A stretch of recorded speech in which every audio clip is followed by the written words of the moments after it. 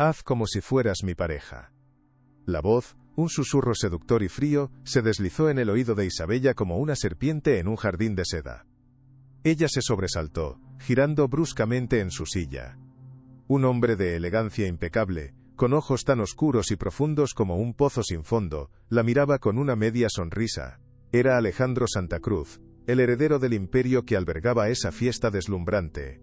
El salón de banquetes de la mansión colonial era un universo aparte. Un lugar donde los candelabros de cristal lloraban luz sobre mesas adornadas con orquídeas exóticas y vajilla de plata. Las mujeres, vestidas con joyas que valían más que el barrio entero de Isabella, reían con delicadeza, sus conversaciones un murmullo indistinguible bajo la música clásica.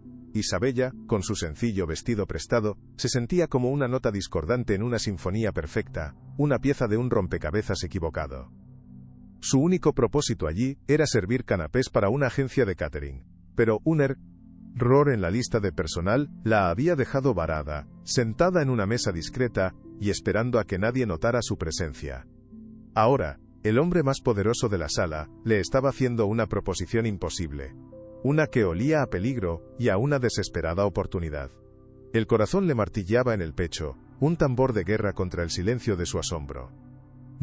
No entiendo, balbuceó, su voz apenas audible. Alejandro no perdió la compostura, su mirada evaluándola de pies a cabeza con una frialdad calculada. La noche, que ya era extraña, estaba a punto de volverse irreversible. Es muy simple, continuó Alejandro, su voz baja y persuasiva, creando una burbuja de intimidad en medio del bullicio del salón. Necesito una prometida esta noche. Alguien que parezca real. Y tú, con esa mirada de asombro, y esa inocencia casi dolorosa, eres perfecta para el papel. Isabella lo miró, incrédula. ¿Él estaba hablando en serio?, pensó, el pánico comenzando a burbujear en su interior. Era a locura. Él era un Santa Cruz, un nombre sinónimo de poder y riqueza en toda Bogotá. Ella era nadie, una chica del barrio La Esperanza cuya única preocupación era reunir el dinero para el próximo tratamiento de diálisis de su madre. La propuesta era un insulto, una fantasía cruel. Sin embargo, había algo en la oferta que la hizo dudar. Una chispa de desesperación se encendió en su interior. ¿Por qué yo?, preguntó, intentando que su voz sonara firme, aunque por dentro temblaba como una hoja. Alejandro se inclinó un poco más, su colonia cara envolviéndola en una nube sofocante. Porque no eres de este mundo. Nadie te conoce, nadie sospechará que es un montaje. Piénsalo, por una noche de actuación, puedo resolver problemas que a ti te llevaría toda una vida solucionar. Sacó una tarjeta de su bolsillo y la deslizó sobre la mesa. No era una tarjeta de visita, era un cheque en blanco firmado con una caligrafía elegante y segura. Pon la cifra que necesites. ¿Para las medicinas de tu mat? Para una casa nueva, para lo que sea. Solo necesito tu lealtad, por unas horas. El mundo de Isabella se detuvo por completo, suspendido en el borde de una decisión imposible. Si te gusta este tipo de contenido, no te olvides de suscribirte a nuestro canal. Publicamos videos todos los días y dale like al video si te gusta esta historia, y déjanos en los comentarios contándonos de dónde eres y a qué hora nos escuchas. La mente de Isabella era un torbellino de pánico y cálculo.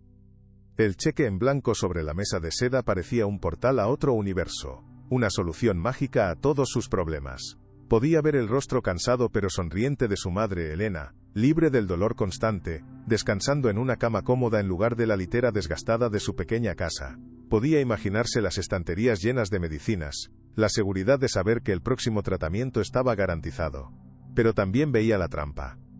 Los ojos de Alejandro no eran amables, eran los de un cazador que había acorralado a su presa.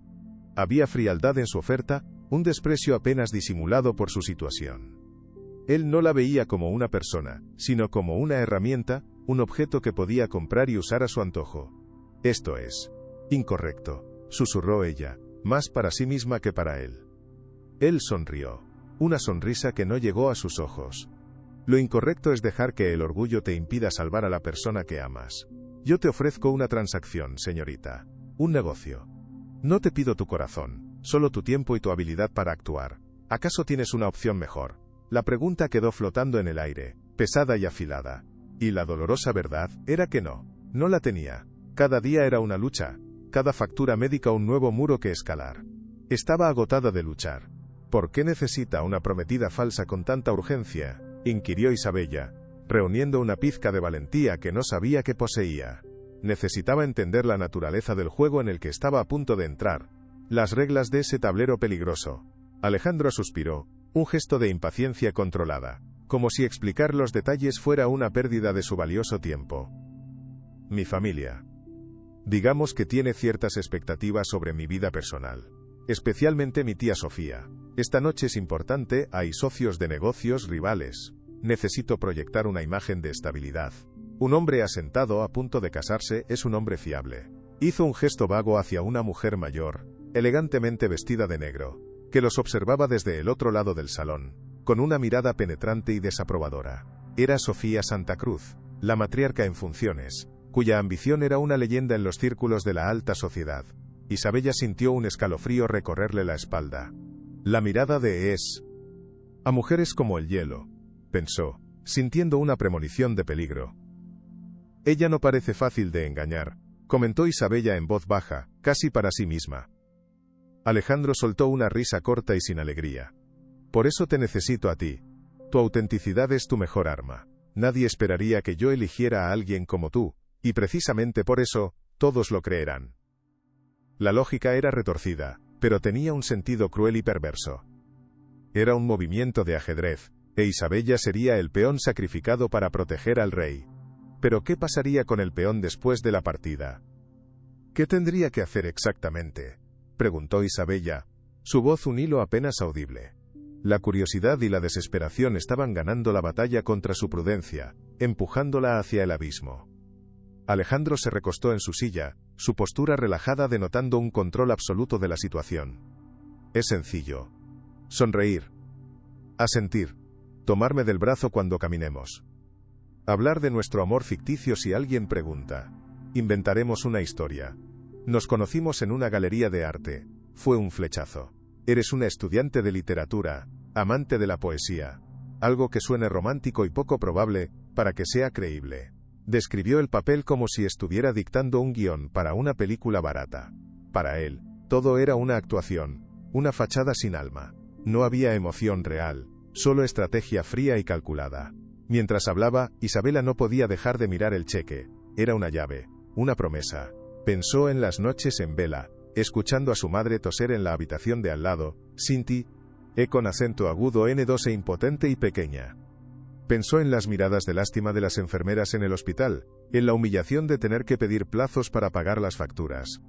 La oferta de Alejandro era un veneno y un antídoto al mismo tiempo. Podía envenenar su alma, manchar su dignidad, pero podía curar el cuerpo de su madre.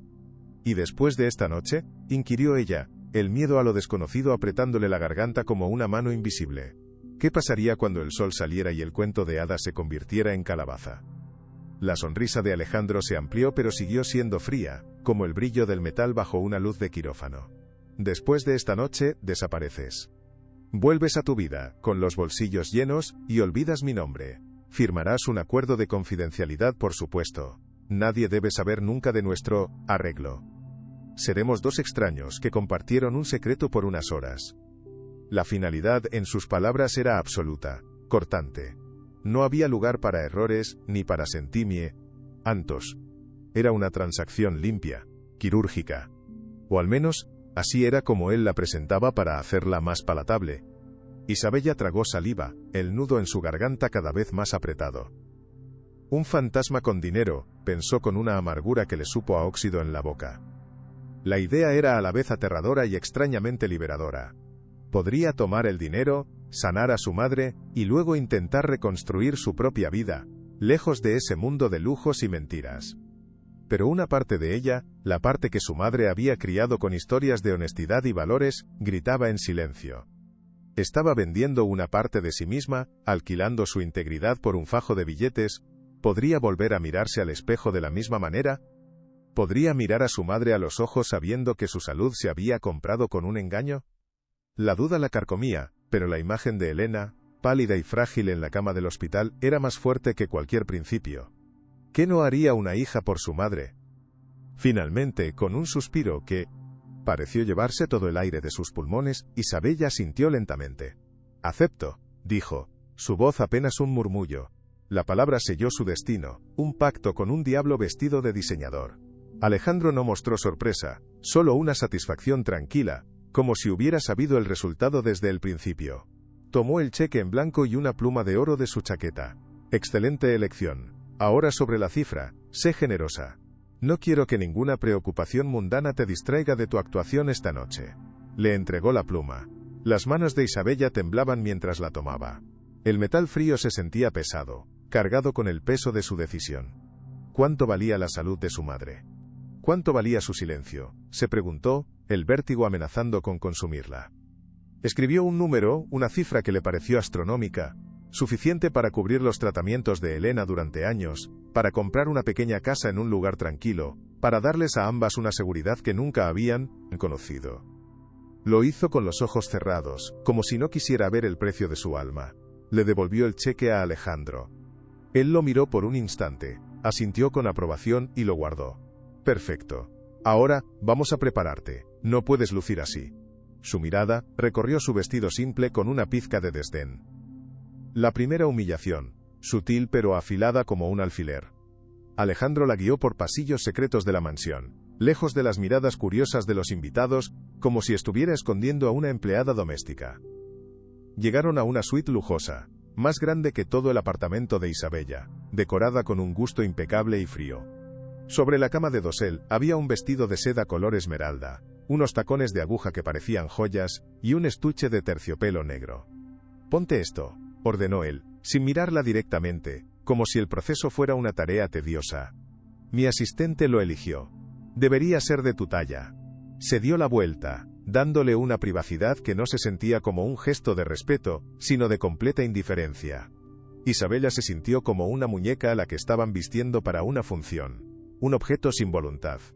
Se quitó su ropa humilde, la única conexión que le quedaba con su verdadera vida, y se puso el disfraz.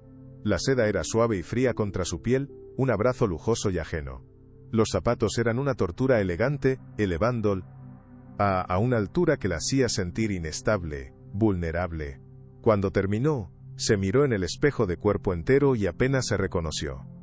La chica del espejo era una extraña, una impostora con los ojos asustados de Isabella. ¿Estoy lista?, pensó, su reflejo devolviéndole una pregunta silenciosa y aterradora. No estaba lista. Pero ya era demasiado tarde para echarse atrás. El contrato estaba sellado, el telón estaba a punto de subirse, y ella tenía que interpretar el papel de su vida. Cuando salió de la habitación, Alejandro la esperaba con el estuche de terciopelo en la mano, su expresión impaciente. Lo abrió, revelando su contenido con un gesto mecánico. En el interior, sobre un lecho de satén negro, descansaba un pequeño y delicado collar de plata con un engarce de esmeralda. La piedra brillaba con una luz verde y profunda, como un ojo antiguo que guardara secretos inconfesables. Esto completará el atuendo, dijo Alejandro, su voz más suave ahora, una suavidad calculada. Perteneció a mi madre. Úsalo como un símbolo de nuestra relación. Tomó la joya, y se acercó a ella por detrás. Sus dedos fríos rozaron su nuca mientras abrochaba el cierre. Isabella sintió un escalofrío que no tenía nada que ver con la temperatura de la habitación. El metal se sentía pesado sobre su piel, como un grillete bellamente forjado. Miró su reflejo en el espejo. La esmeralda descansaba justo en el hueco de su garganta, brillando con una intensidad casi sobrenatural. Era hermoso, exquisito. Y se sentía completamente fuera de lugar en ella. No sabía que ese objeto, entregado como parte de una farsa, era en realidad una llave. Una llave que conectaba su pasado con el de él. Una llave que podría abrir puertas que habían estado cerradas durante décadas, y desvelar una verdad tan impactante, que haría temblar los cimientos de la poderosa familia Santa Cruz. Pero por ahora, era solo un accesorio para su disfraz. Ahora eres Isabella de Santa Cruz, mi prometida, declaró Alejandro, observando su transformación con una mirada de aprobación clínica, como un artista examinando su obra. Recuerda tu historia, eres una experta en arte, nos conocimos en una subasta benéfica, te sentiste atraída por mi intelecto, y yo por tu alma pura. Es cursi, pero a la gente de aquí le encantan esas tonterías. Le ofreció su brazo. Isabella dudó un segundo antes de aceptarlo. Su piel era cálida, un contraste sorprendente con la frialdad de su persona. Juntos, salieron de la suite y se dirigieron de nuevo al corazón de la fiesta. El efecto fue inmediato. En cuanto entraron en el salón de banquetes, las conversaciones se detuvieron. Todas las miradas se volvieron hacia ellos. Isabella sintió el peso de cientos de ojos sobre ella, analizándola, juzgándola, desnudándola con la mirada. Se aferró al brazo de Alejandro con más fuerza, su único ancla en ese mar de opulencia y escrutinio. Vio a la tía de Alejandro, Sofía, mirándola fijamente, sus labios apretados en una línea delgada y cruel. No había sorpresa en su mirada, sino una sospecha afilada como un cuchillo de carnicero. En ese momento, Isabella comprendió que Sofía no era solo una espectadora en este drama, era una adversaria formidable, y la batalla acababa de comenzar. ¿Podré sobrevivir a esta noche?, se preguntó, el miedo regresando con una fuerza abrumadora. La música parecía más alta ahora, las luces más brillantes y agresivas. Alejandro la guiaba por la multitud con una facilidad que solo el poder y la costumbre pueden dar, sonriendo y saludando como un príncipe en su corte. «Sonríe, querida», le susurró al oído, su aliento cálido contra su piel, un gesto que parecía íntimo pero que era una orden. «Parece que te estoy contando el secreto más maravilloso del mundo». Isabella obedeció, forzando una sonrisa que se sentía como una máscara de yeso a punto de resquebrajarse. Él la presentó a varias personas importantes, un senador corrupto, un magnate del petróleo con fama de explotador, una socialité famosa por sus escándalos. Todos la miraban con una mezcla de curiosidad y envidia mal disimulada. Ella respondía con monosílabos, dejando que Alejandro llevara el peso de la conversación, tal como él le había indicado. Se sentía como una marioneta, sus hilos manejados por la mano experta del millonario. ¿Y cómo se conocieron?, preguntó una mujer con un collar de diamantes que podría haber pagado la deuda externa de un país pequeño. Alejandro se rió, una risa ensayada y encantadora. Fue el destino. La vi al otro lado de una sala llena de gente y supe que mi vida estaba a punto de cambiar para siempre. La mentira salió de sus labios con una facilidad pasmosa, sin un atisbo de duda. Isabella simplemente asintió, su sonrisa cada vez más frágil. Cada palabra es un ladrillo más en el muro que me separa de mi propia identidad, pensó con una angustia silenciosa. Mientras Alejandro continuaba tejiendo su red de mentiras con la habilidad de una araña experta, la mente de Isabella viajó lejos de allí, al modesto apartamento en el barrio La Esperanza. Podía ver a su madre Elena sentada en su sillón gastado tejiendo para pasar el tiempo, su rostro surcado por la preocupación y el dolor crónico. Elena era la antítesis de todo lo que representaba ese salón. Su riqueza no estaba en las joyas ni en las cuentas bancarias, sino en su espíritu inquebrantable y en su amor incondicional, un tesoro que ninguna fortuna podría comprar. Recordó las palabras que su madre le decía a menudo, palabras que ahora sonaban como un reproche doloroso. «Mi amor, no te sacrifiques así. Mi mayor medicina eres tú». Una punzada de culpa atravesó a Isabella, tan aguda que casi la hizo tropezar. Estaba allí, rodeada de un lujo obsceno, vendiendo una mentira, precisamente el tipo de sacrificio que su madre nunca le habría pedido que hiciera. «Lo hago por ti, mamá», pensó, una súplica silenciosa, en medio del ruido ensordecedor de la falsedad. «Perdóname, pero lo hago por ti». La contradicción era insoportable, una tortura silenciosa. Para darle a su madre una vida digna, estaba viviendo la noche más indigna de su existencia. Y el peso de esa decisión apenas comenzaba a sentarse sobre sus hombros, amenazando con aplastarla.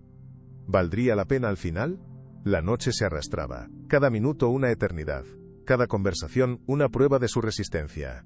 Isabella aprendió rápidamente las reglas del juego: asentir, sonreír, evitar las preguntas directas y dejar que la belleza del vestido y la joya que llevaba hablaran por ella. Alejandro era un maestro de la manipulación, un director de orquesta controlando cada nota de la farsa. La tocaba con una familiaridad calculada, un roce en la espalda, una mano en la cintura, gestos que para los demás parecían íntimos pero que para ella se sentían como el hierro de una marca candente.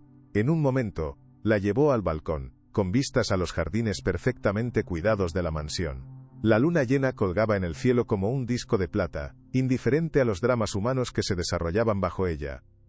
«Lo estás haciendo bien», le dijo, su voz desprovista de cualquier calidez, como si estuviera evaluando el rendimiento de un empleado.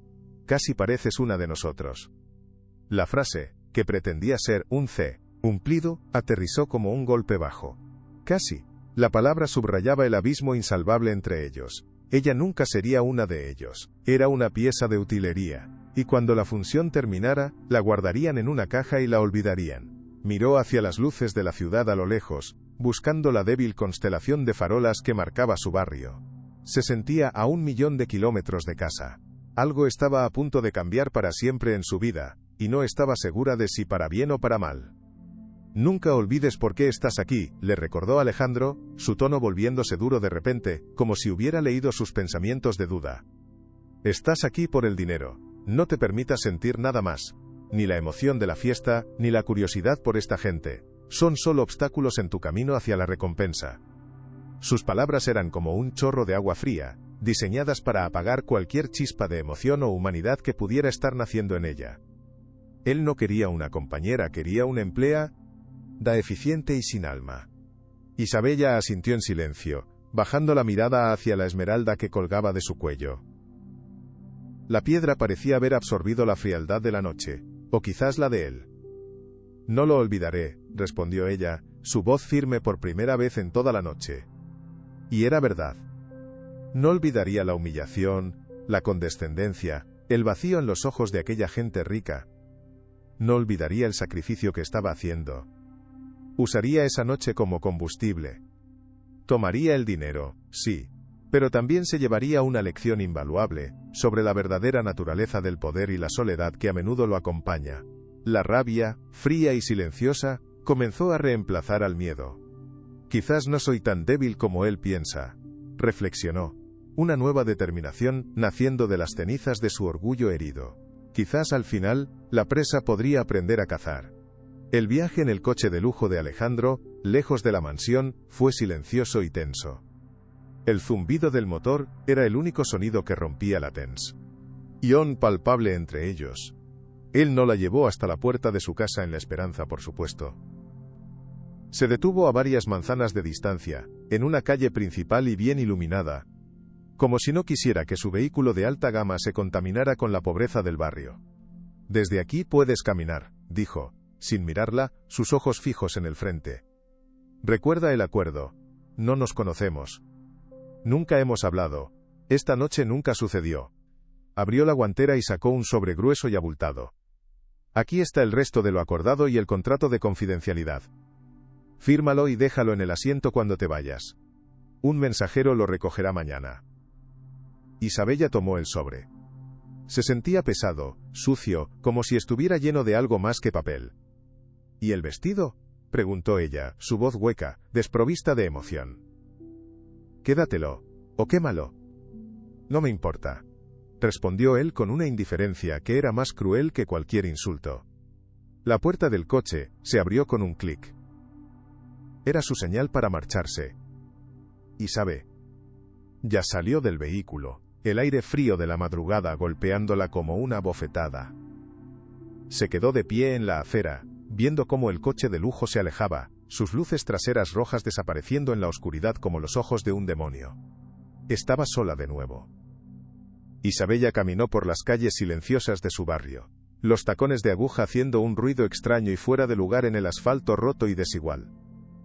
El vestido de seda esmeralda se arremolinaba alrededor de sus piernas, un recordatorio surrealista de la noche que acababa de vivir. Se sentía como una princesa de un cuento de hadas oscuro que había sido expulsada del castillo al amanecer, con la magia desvaneciéndose y la dura realidad regresando. Cuando llegó a la puerta de su pequeño y humilde edificio, se detuvo. Dudó en entrar, el peso del sobre en su bolso como un ancla. ¿Cómo voy a explicar mi apariencia? ¿Cómo voy a ocultar la enorme cantidad de dinero que ahora llevo conmigo?, se preguntó, con una angustia creciente. Abrió la puerta con cuidado, esperando que su madre estuviera dormida para poder escabullirse a su habitación sin ser vista. Pero una luz tenue se filtraba por debajo de la puerta de la sala de estar. Elena estaba despierta, esperándola en su sillón gastado, como siempre hacía. «Mamá», susurró Isabella, entrando en la habitación, sintiéndose como una niña culpable. Elena se giró y sus ojos se abrieron de par en par al ver a su hija, vestida como una extraña. No había juicio en su mirada, solo una profunda y dolorosa preocupación. ¿Dónde estabas, mi amor? ¿Y por qué estás vestida así? La pregunta era simple, pero para Isabella, contenía el peso de todo el universo. ¿Cómo empezar a explicar la mentira que acababa de tejer para salvarlas? Tuve una oportunidad de trabajo. Un evento de última hora, mintió Isabella. Las palabras sabían a ceniza en su boca. Odiaba mentirle a su madre, la única persona en el mundo en la que confiaba plenamente, su brújula moral. Elena se levantó lentamente de su sillón, su cuerpo frágil moviéndose con un esfuerzo que a Isabella le partió el corazón. Se acercó a su hija y le acarició la mejilla. Su mano era cálida y familiar, un ancla a la realidad en medio de la locura de Isabella. Estás temblando, hija, y tus ojos están llenos de una tristeza que nunca antes había visto. Elena no era tonta, sabía que había algo más, algo oscuro y doloroso que su hija no le estaba contando. Pero no la presionó. En su lugar, la abrazó con una fuerza que parecía imposible para su cuerpo debilitado. En ese abrazo, Isabella sintió que la fachada de frialdad y control que había mantenido durante toda la noche se desmoronaba. Las lágrimas que había estado conteniendo finalmente brotaron, silencio, y calientes, empapando el hombro de su madre. Lloró por el miedo, por la humillación, por la culpa y por el alivio abrumador de estar en casa, a salvo en los únicos brazos que siempre la habían protegido. Todo va a estar bien, mamá, sollozó. Te lo prometo, a partir de ahora todo va a estar bien. Pero, ¿era eso cierto, o solo otra mentira? Más tarde esa noche, incapaz de dormir, Isabella se sentó en el borde de su cama, el sobre con el dinero y el contrato a su lado como dos tentaciones silenciosas. Sacó los fajos de billetes. Era más dinero del que había visto en toda su vida, una cantidad que parecía obscena en la modestia de su habitación. Suficiente para cambiarlo todo. Luego, leyó el contrato de confidencialidad. Era un documento legal, frío e implacable, lleno de cláusulas que la amenazaban con consecuencias terribles si alguna vez hablaba de Alejandro Santa Cruz, o de lo que había sucedido esa noche. Su firma la ataría a su secreto para siempre, convirtiéndola en cómplice de su propia humillación. Mientras se preparaba para firmar, con la pluma temblando en su mano, algo le rozó la piel del cuello. Era el objeto que colgaba de su cuello. Se había olvidado por completo de él, la última pieza de su disfraz. Se acercó al pequeño espejo roto de su tocador, y lo miró. La esmeralda brillaba débilmente a la luz de la luna que se filtraba por la ventana. Parecía extrañamente familiar, como si la hubiera visto antes en un sueño lejano. ¿Por qué me resulta tan conocido?, se preguntó frunciendo el ceño. Lo desabrochó y lo sostuvo en la palma de su mano. Era solo una joya, una pieza cara de un mundo al que no pertenecía. O eso creía ella. No podía saber que ese pequeño objeto contenía una historia, la historia de su propia vida, una verdad que había sido enterrada durante más de 20 años. Los días se convirtieron en semanas, y la vida de Isabella y Elena comenzó a cambiar de forma sutil pero profunda. La salud de Elena comenzó a mejorar notablemente con los tratamientos regulares y la medicación adecuada, que ahora podían permitirse sin problemas. El color volvió a sus mejillas, y su sonrisa, que se había vuelto tan rara, ahora aparecía con más frecuencia, iluminando su rostro cansado. Ver a su madre recuperar la vida era la recompensa de Isabella, la justificación de su sacrificio, el bálsamo para su conciencia culpable. Se mudaron a un pequeño apartamento alquilado en una zona un poco mejor, un lugar con más luz y menos humedad, donde Elena podía respirar mejor. Isabella consiguió un nuevo trabajo en una librería, un lugar tranquilo y apacible, donde podía rodearse de historias, mundos de ficción que eran mucho más simples y justos que el suyo. Intentó con todas sus fuerzas olvidar a Alejandro Santa Cruz y la noche en la mansión. Enterró el vestido esmeralda en el fondo de su armario, una reliquia de una vida que no era la suya, un recordatorio de la mentira que había comprado su nueva realidad. Sin embargo, había algo que no podía guardar. A joya de plata y esmeralda. Por alguna razón, no podía deshacerse de ella. La guardaba en un pequeño cajón, y a veces, por la noche, la sacaba y la observaba, preguntándose sobre sus secretos. Era su único vínculo tangible con la mentira que había cambiado su vida para siempre. Una tarde, mientras ordenaba unos libros viejos en la trastienda de la librería, Isabella encontró una caja de fotografías antiguas que habían sido donadas por una familia que se mudaba. Por curiosidad empezó a mirarlas. Eran retratos en blanco y negro de familias, bodas y momentos cotidianos de un Bogotá de hace décadas, fantasmas de un tiempo pasado. De repente, una foto en particular llamó su atención, haciéndola detenerse en seco. Mostraba a una joven pareja, sonriendo a la cámara con una felicidad radiante. El hombre era apuesto y elegante, pero fue la mujer la que hizo que a Isabella se le helara la sangre en las venas. Era idéntica a su madre, Elena, pero mucho más joven, con una vitalidad y una alegría que la enfermedad le habían robado a su madre. Era como mirar un fantasma del pasado, una versión de Elena que nunca había conocido. Isabella sintió un mareo, una extraña y abrumadora sensación de reconocimiento. Pero lo que la dejó sin aliento fue lo que la mujer llevaba puesto. Alrededor de su cuello, brillando incluso en la fotografía descolorida, estaba una joya inconfundible. Era él, la misma cadena, el mismo diseño, la misma piedra. El corazón de Isabella comenzó a latir con una fuerza desbocada, un tambor en el silencio de la trastienda. ¿Quién era esa mujer? ¿Y por qué llevaba esa joya, décadas antes de que Alejandro se la diera a ella? La coincidencia era demasiado grande para ser ignorada, demasiado perfecta para ser casual. «Mamá, ¿quién es esta mujer?», preguntó Isabella esa noche, su voz temblando ligeramente mientras le mostraba la fotografía a Elena. Trató de sonar casual, pero su corazón latía con una mezcla de miedo y expectación. Elena tomó la fotografía con sus manos delicadas y la miró. Sus ojos se abrieron de par en par, y un suspiro tembloroso escapó de sus labios.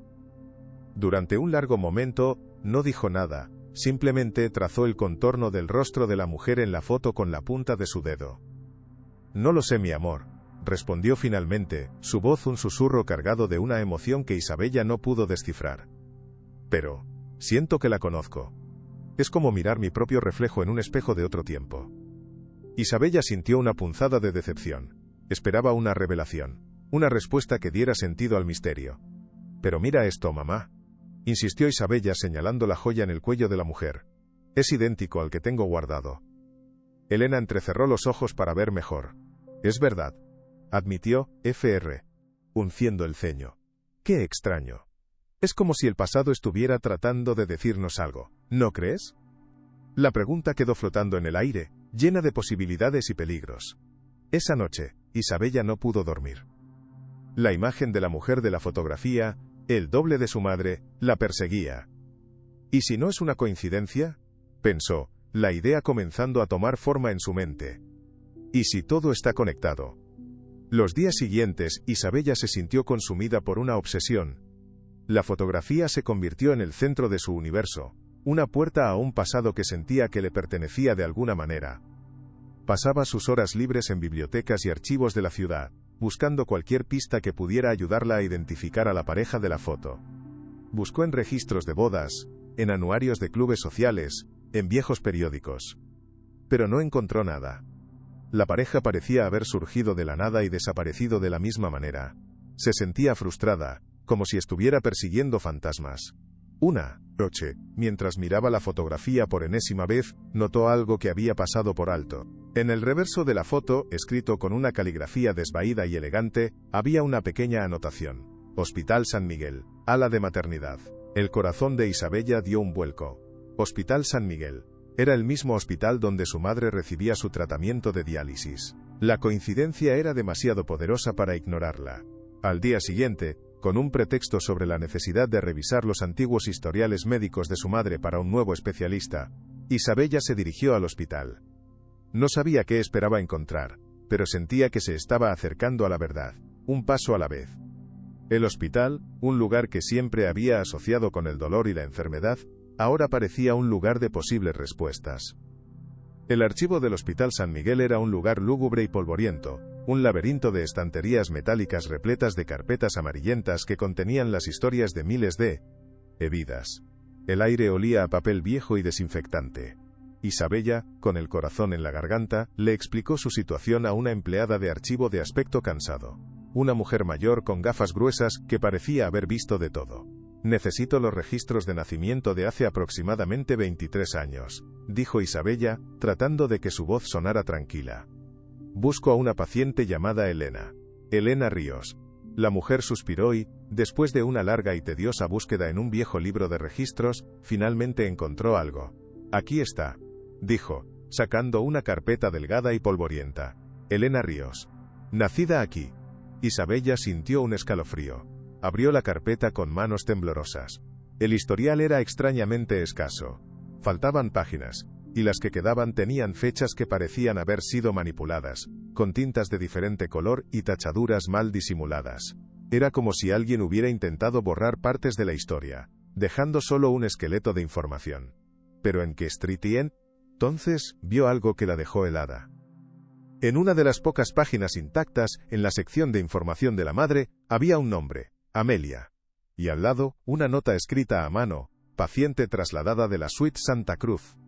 Santa Cruz. El nombre la golpeó como un rayo. No puede ser, pensó. Con el nombre de Amelia y la conexión con los Santa Cruz, Isabella sintió que el velo del misterio finalmente comenzaba a rasgarse. Regresó a la biblioteca, pero esta vez, su búsqueda fue mucho más específica. Buscó en los archivos de la alta sociedad de Bogotá de hacía más de 2 décadas. Y allí, en las páginas de una vieja revista de sociedad, la encontró. Una fotografía de Ricardo Santa Cruz, el difunto patriarca, un hombre de aspecto amable y sonrisa triste. Y a su lado su esposa, Amelia Santa Cruz. Era la mujer de la fotografía, la misma cara, la misma sonrisa radiante. El pie de foto decía, el magnate Ricardo Santa Cruz, y su esposa Amelia, esperando felizmente la llegada de su primer heredero. La fecha de la revista era de un mes antes del nacimiento de Isabella. Todo encajaba, pero de una manera tan monstruosa que a Isabella le costaba respirar. ¿Su madre Elena era la heredera perdida de los Santa Cruz? La hija de Ricardo y Amelia.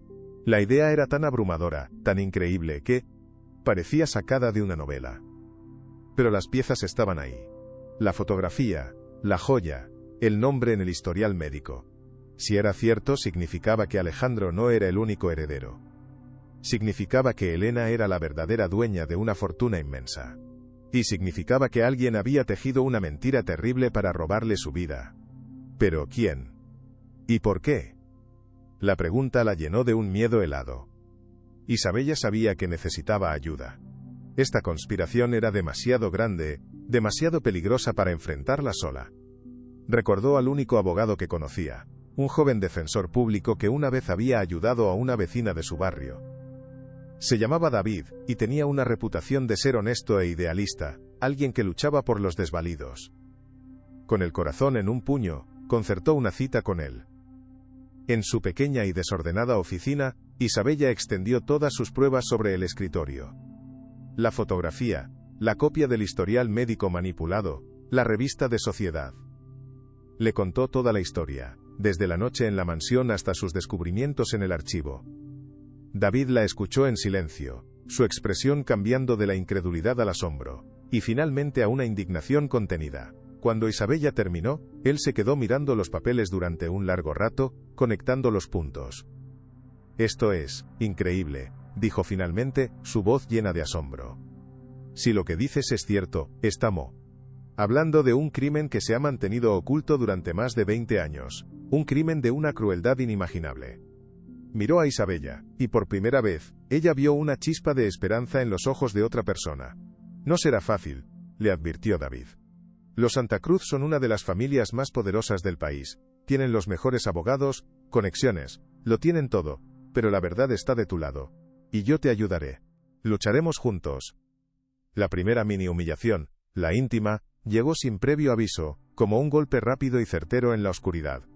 Sucedió durante una visita obligada a la mansión Santa Cruz, una farsa que Alejandro había organizado para presentarla formalmente a algunos parientes lejanos.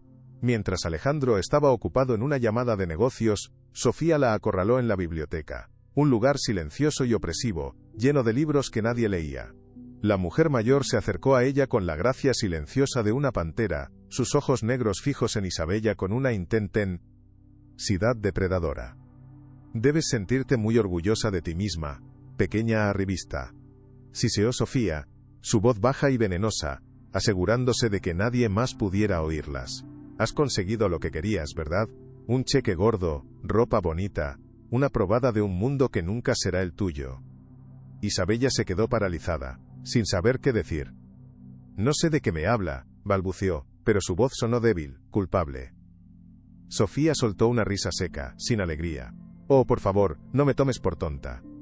Sé exactamente lo que eres. Una cara bonita comprada para cumplir un propósito.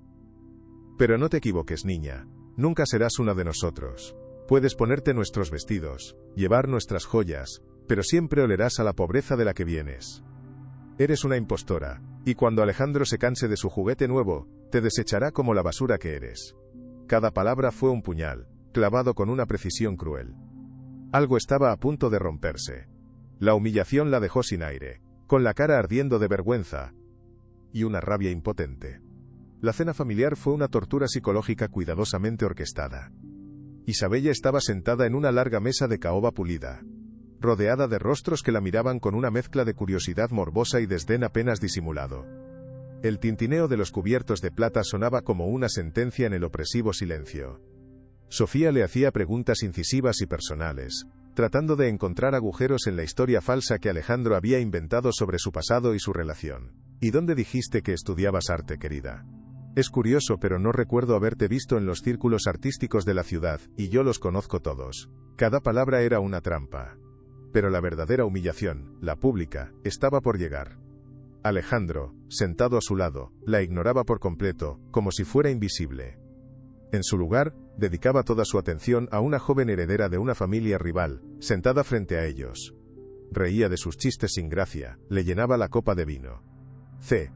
Coqueteaba con ella abiertamente, sin ningún disimulo. La hizo sentir invisible, una pieza de mobiliario en su propio compromiso ficticio. Era una demostración de poder, un mensaje para todos en la mesa, y especialmente para ella. Esta chica no es nadie. ¿No te parece fascinante, Alejandro, cómo algunas personas intentan escalar socialmente? Comentó Sofía con una sonrisa maliciosa, su mirada fría fija en Isabella. El comentario fue una bofetada. Todos en la mesa se rieron. No les daré el gusto de verme llorar, pensó, apretando los puños debajo de la mesa. El dolor se transformó en una armadura de hielo. Después de la cena, mientras los invitados tomaban café en el salón principal, Isabella se excusó. Necesitaba un momento para respirar. Mientras caminaba por el largo y silencioso pasillo, flanqueado por retratos de ancestro Santa Cruz, pasó junto a un estudio, cuya puerta estaba entreabierta. Vio al doctor Ramiro Vargas dentro, de espaldas a la puerta, hablando por teléfono en voz baja y nerviosa. La curiosidad, o quizás el instinto, la venció. Se pegó a la pared, escuchando. Sí, Sofía, lo sé. La situación es delicada. La chica es más lista de lo que parece, decía el médico, su voz tensa. Pero no te preocupes. Todos los rastros fueron borrados hace años. El archivo del hospital es impecable. Nadie encontrará nada. No, ella no sospecha nada. Es solo una chica tonta y desesperada. Alejandro la tiene bajo control. Hizo una pausa. Por supuesto que el original fue destruido. Somos los únicos que sabemos la verdad sobre lo que pasó con Amelia y con la niña. El corazón de Isabella se detuvo. Era la confirmación. Lo estaban admitiendo todo, con una frialdad que helaba la sangre. El doctor Vargas era el guardián del secreto, el ejecutor. Y Sofía era la mente maestra detrás de todo. No era solo Alejandro. Era toda una conspiración familiar para robar una herencia y una vida. Estaba metida en algo mucho más oscuro de lo que jamás había imaginado. Esa noche, de vuelta en la frágil seguridad de su habitación, el contraste entre la opulencia de la mansión y la humildad de su hogar nunca le había parecido tan brutal. Isabella sacó el collar de plata y esmeralda de su escondite. Ya no lo veía como un símbolo de su humillación o de la transacción que la había atado a los Santa Cruz. Ahora lo veía por lo que realmente era. La única pieza de evidencia física que la conectaba con su madre biológica, Amelia. Un eco silencioso de un pasado robado. Era el último regalo que Ricardo Santa Cruz le había hecho a su esposa antes de que la hicieran desaparecer para siempre. Lo examinó bajo la luz de una lámpara, cada detalle, cada grabado, buscando algo que se le hubiera pasado por alto. Pasó los dedos por la cadena de plata, fría al tacto, por la esmeralda lisa y profunda como un pozo de secretos. Y entonces, notó algo que nunca antes había visto, algo minúsculo, casi imperceptible. En la parte posterior del engarce de la esmeralda, había una diminuta inscripción. Tuvo que usar una lupa que su madre usaba para tejer para poder leerla. Eran dos iniciales y una fecha grabadas con una precisión increíble, R y A, y una fecha de hacía 23 años. Ricardo y Amelia. La fecha del nacimiento de Elena. Era la prueba final. La pieza que completaba el rompecabezas. Esta pequeña joya no era solo un adorno. Era un testamento de amor y un grito silencioso de justicia que había esperado décadas para ser escuchado. Lo más fuerte está por venir, quédate hasta el final. La sala de la audiencia pública era un coliseo moderno, un espacio solemne de madera oscura y mármol frío, donde se libraban batallas no con espadas, sino con palabras afiladas y secretos enterrados. El aire estaba cargado de una tensión palpable, un silencio pesado que solo era roto por el murmullo de los periodistas en la galería. Isabella estaba sentada en un banco de madera dura, con su madre Elena a un lado, cuya fragilidad parecía acentuarse en aquel entorno imponente. Frente a ellos, en la mesa de la defensa, se sentaban Alejandro y Sofía Santa Cruz, irradiando una confianza arrogante, como si todo aquello fuera un mero trámite. El doctor Ramiro Vargas estaba sentado un poco más atrás, pálido y sudoroso, evitando la mirada de todos. El juez, un hombre mayor de rostro severo, golpeó su mazo, y el sonido retumbó en la sala como un trueno. «Comience, letrado», ordenó el juez al abogado de los Santa Cruz, un hombre de traje impecable y sonrisa de tiburón. La batalla por la verdad, por una vida entera, estaba a punto de comenzar, y Isabella sintió el peso de 2 generaciones sobre sus hombros. «No puedo fallar ahora», pensó, apretando la mano de su madre. «No después de todo esto. Por ti, mamá». La determinación en sus ojos era de acero. El abogado de los Santa Cruz, el señor Morales, se levantó con una teatralidad estudiada. Su voz, potente y segura, llenó cada rincón de la sala. «Señoría, lo que tenemos aquí no es una disputa legítima por una herencia. Es un intento descarado y oportunista de extorsión, orquestado por una joven ambiciosa que vio una oportunidad de oro para enriquecerse a costa de una de las familias más respetadas de nuestro país». Señaló a Isabella con un dedo acusador. Esta señorita Isabella Ríos se infiltró en la vida del joven Alejandro Santa Cruz con un único propósito: el dinero. Usó su juventud y una falsa inocencia para manipularlo, para tejer una red de mentiras tan fantástica que roza lo absurdo. Caminaba de un lado a otro, su actuación era impecable. Afirma que su madre, la señora Elena Ríos, es la hija perdida del difunto patriarca Ricardo Santa Cruz. Una afirmación sin fundamento, sin pruebas, basada en una fotografía borrosa y una joya que podría haber sido comprada en cualquier anticuario. Es un insulto a la memoria de un gran hombre y a la integridad de su familia. La seguridad con la que hablaba era tan convincente que Isabella sintió una punzada de duda. «¿Y si nadie nos cree?», pensó con pánico. «¿Y si todo nuestro esfuerzo ha sido en vano? No, debo ser fuerte». Morales continuó su ataque, presentando documentos supuestamente oficiales con un floreo teatral. «Aquí tenemos el certificado de nacimiento de la señora Elena Ríos. Sus padres, personas humildes ya fallecidas, sin ninguna conexión con la familia Santa Cruz». Deslizó el papel sobre el escritorio del juez con una sonrisa de suficiencia. «Y aquí», dijo, levantando otro documento, «tenemos el certificado de defunción de la única hija del señor Ricardo Santa Cruz, Amelia, quien lamentablemente falleció junto a su bebé nonato en un trágico accidente hace más de 50 años. Los registros del Hospital San Miguel son claros e irrefutables». Sofía y Alejandro asentían con gravedad, interpretando su papel de víctimas. Isabella miró a Elena, que apretaba su mano con una fuerza que desmentía su aparente fragilidad. «Sé fuerte, mi amor», le susurró su madre, su voz un hilo de aliento. Pero las palabras del abogado eran como piedras, construyendo un muro infranqueable a su alrededor. «No hay más que hablar, señoría. Esto es un caso cerrado, un intento de fraude que debe ser castigado con todo el peso de la ley».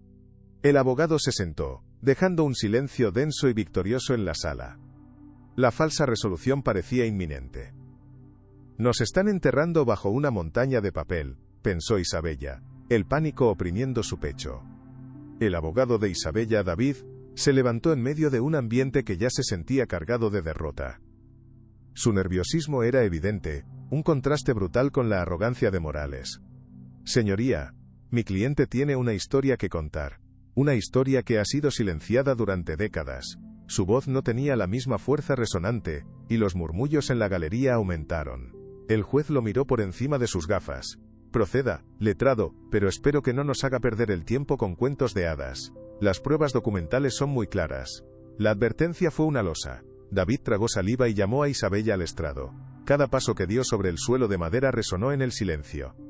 Se sentó en la silla de los testigos, sus manos temblando ligeramente. Sintió la mirada helada de Sofía sobre ella, una mirada que prometía destrucción. No me van a intimidar, pensó con una ferocidad que no sabía que poseía. Esta lucha es por mi madre, por su vida robada, por la verdad. Se enderezó, levantó la barbilla y se preparó para el interrogatorio. La caída parecía inevitable, pero no se rendiría sin luchar. Juró decir la verdad, toda la verdad, y solo la verdad, esperando que alguien, en algún lugar de esa sala, estuviera dispuesto a escucharla. El interrogatorio de su propio abogado fue breve y directo. David le pidió que relatara cómo había conocido a Alejandro, cómo había descubierto la fotografía y la conexión con la joya. Isabella habló con una voz clara y firme, a pesar del nudo de angustia en su garganta. Contó la verdad sobre la propuesta de Alejandro, la noche de la farsa y el descubrimiento casual que lo cambió todo. Pero sus palabras, honestas, sonaban débiles contra la montaña de pruebas de la defensa. Entonces llegó el turno de Morales. Se acercó a ella lentamente, como un depredador. Señorita Ríos, ¿no es cierto que usted y su madre tenían deudas médicas abrumadoras? ¿No es cierto que estaban a punto de perder su casa? Isabella asintió. Sí, es cierto. Morales sonrió. Y entonces, convenientemente, conoce a uno de los solteros más ricos del país, y de repente, descubre que su madre es una heredera perdida. ¡Qué coincidencia! El sarcasmo era palpable. No fue una coincidencia, fue el destino, respondió Isabella. Pero su voz flaqueó. La estaban pintando como una mentirosa, y el veneno estaba funcionando. El jurado y el público la miraban con sospecha, sus rostros convertidos en máscaras de desaprobación. Me están juzgando antes de escucharme, pensó con desesperación. Morales continuó su asalto verbal, cada pregunta un golpe diseñado para demoler su credibilidad. ¿No es cierto que aceptó una gran suma de dinero del señor Santa Cruz la noche de la fiesta? Un pago por sus servicios, ¿no es así? La insinuación era sucia, intencionada para manchar su reputación. Acepté dinero para pagar las medicinas urgentes de mi madre. Él me lo ofreció a cambio de fingir ser su prometida, replicó Isabella, su voz temblando de ira contenida. Morales levantó una ceja. ¿Así? ¿Y tiene alguna prueba de ese supuesto acuerdo? ¿Un contrato? ¿Un testigo? Sabía perfectamente que el único documento era un acuerdo de confidencialidad que la silenciaba. No, fue un acuerdo verbal, admitió Isabella, sintiendo cómo se cerraba la trampa. Un acuerdo verbal, señoría, esto es ridículo. La señorita Ríos es una fabuladora profesional. Se aprovechó de la generosidad del joven Santa Cruz, y ahora quiere más. Quiere todo el pastel. Se giró bruscamente hacia el juez. Pido que se desestime este caso por falta de pruebas y por un evidente intento de fraude.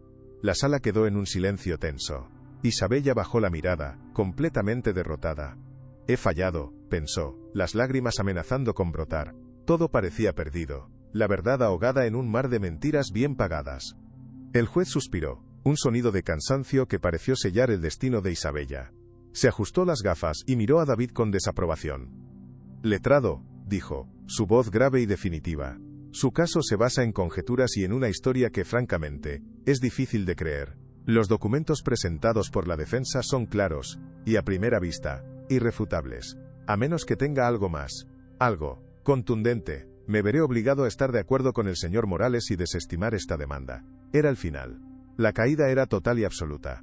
Isabela sintió que las lágrimas le quemaban los ojos. Miró a su madre, cuyo rostro reflejaba una profunda y desoladora tristeza. Habían llegado tan lejos solo para chocar contra un muro infranqueable de poder y corrupción. Pero entonces, justo cuando la oscuridad parecía completa, David se aclaró la garganta. Señoría, con el debido respeto, tenemos una prueba más, y un testigo final. La declaración colgó en el aire, cargada de una nueva e inesperada tensión. Sofía y Alejandro intercambiaron una mirada rápida. Una mezcla de sorpresa y nerviosismo. Morales se burló en voz alta. ¿Otro de sus trucos de magia, letrado? David no le respondió. Se dirigió directamente al juez.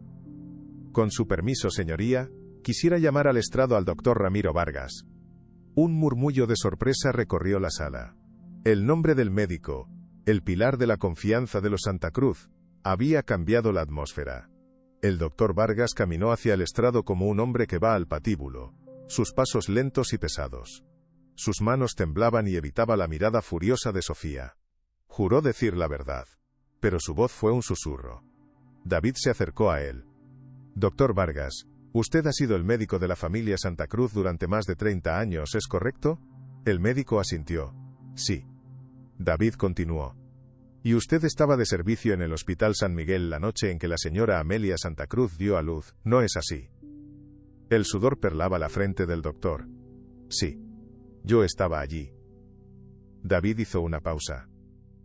Doctor, los registros que la defensa ha presentado afirman que tanto la madre como el bebé murieron esa noche. ¿Son esos registros correctos? El silencio era absoluto. Él miró desesperadamente a Sofía, que le lanzó una mirada de advertencia. Sí, dijo el doctor, su voz quebrada. Esos son los registros oficiales. La decepción golpeó a Isabella como una ola helada. ¿Qué está pasando?, pensó. ¿Nos va a traicionar también? El último rayo de esperanza parecía desvanecerse. Pero David no se rindió. Registros oficiales. Una forma interesante de decirlo, doctor. Me pregunto qué los hace tan oficiales, di. Ignoró la objeción que Morales comenzaba a gritar. Doctor, ¿reconoce usted este objeto? David sacó una pequeña bolsa de pruebas y la abrió. Dentro, brillando bajo las luces, estaba la joya. Se la mostró al médico, cuya cara perdió todo el color. Se quedó mirando el objeto como si hubiera visto un fantasma. Es el regalo que Ricardo le hizo a Amelia antes de morir, balbuceó, incapaz de apartar la vista. David se volvió hacia el juez. Señoría, esta joya tiene una inscripción minúscula en la parte posterior. Las iniciales, R y A, por Ricardo y Amelia, y una fecha. Hizo una pausa dramática.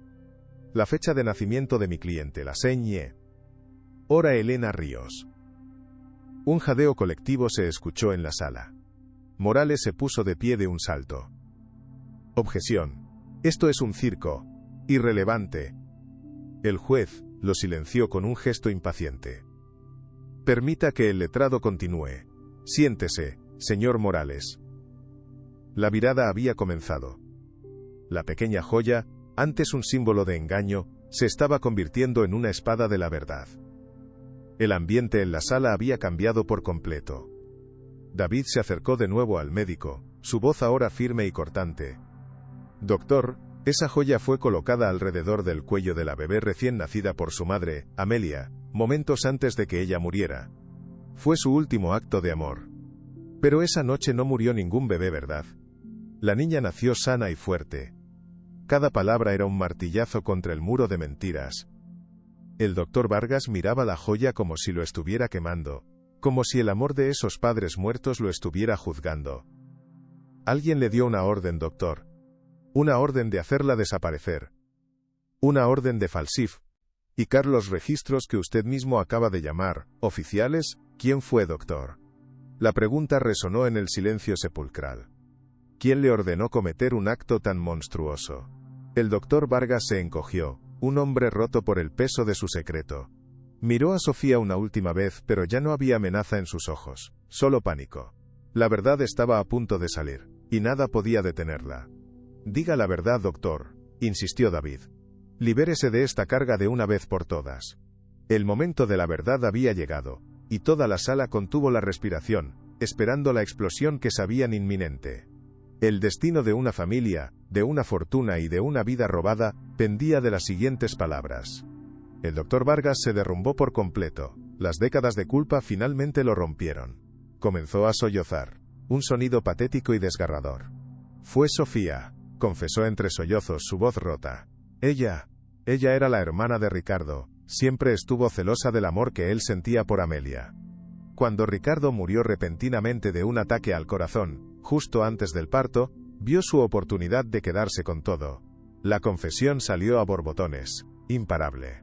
Sofía me obligó, me amenazó con arruinar mi carrera, con destruir a mi familia. Me hizo falsificar los certificados de defunción.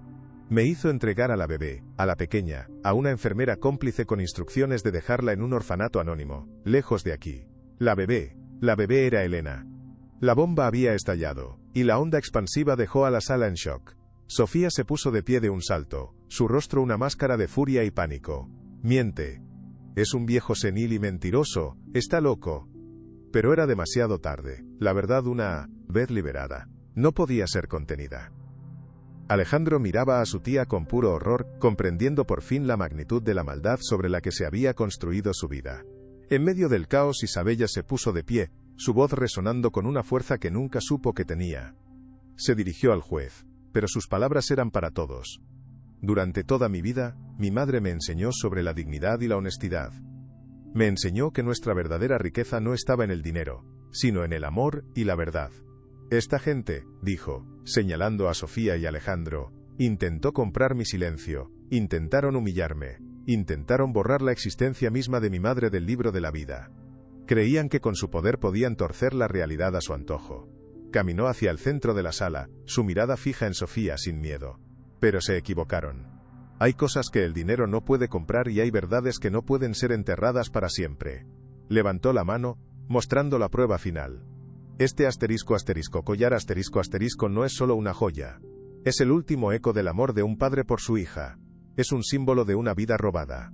Y hoy, finalmente, es la llave que abre la puerta a la justicia. La sala prorrumpió en un clamor de voces, los flashes de las cámaras estallaban como relámpagos. La verdad, finalmente, brillaba con una luz cegadora.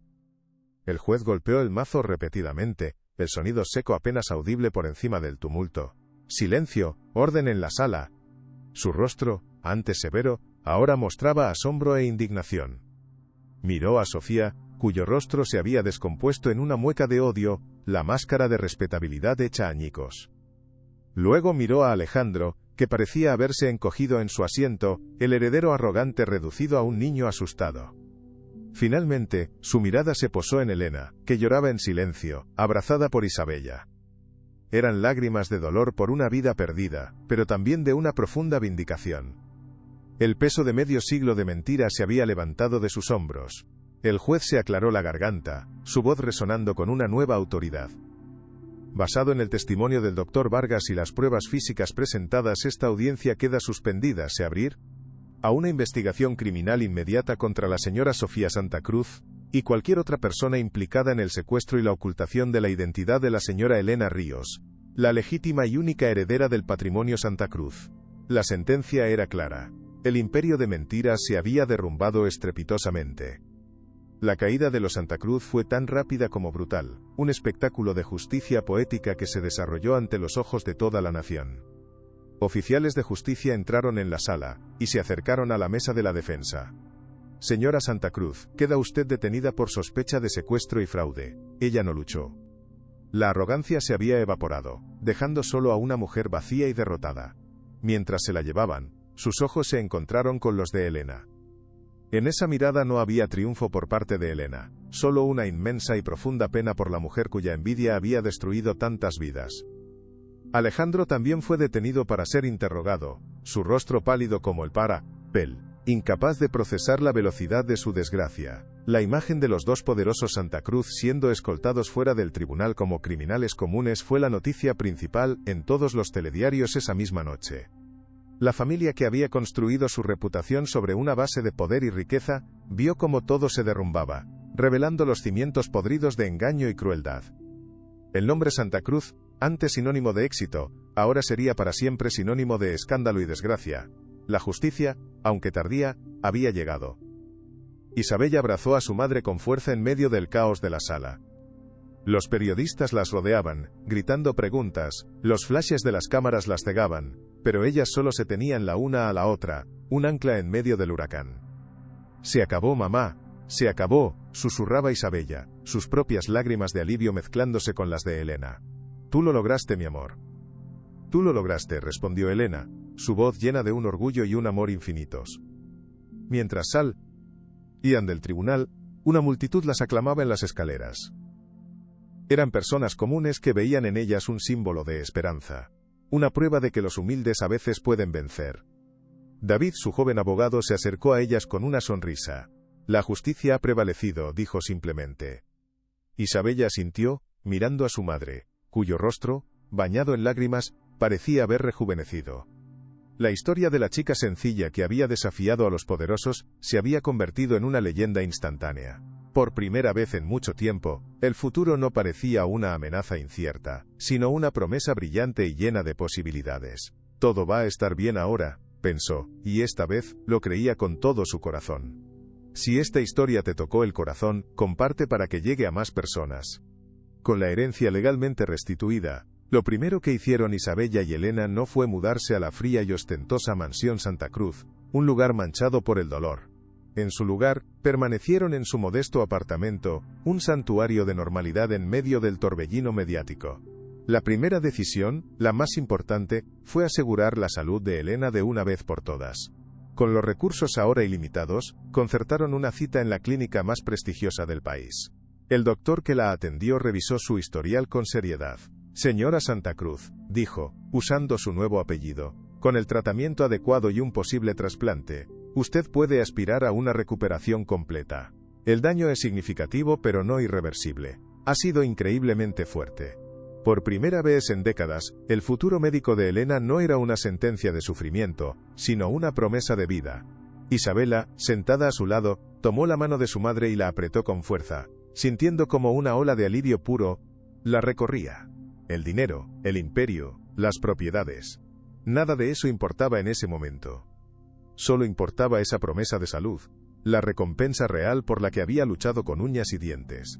Por fin se acabó, mamá, susurró Isabella, con la voz quebrada.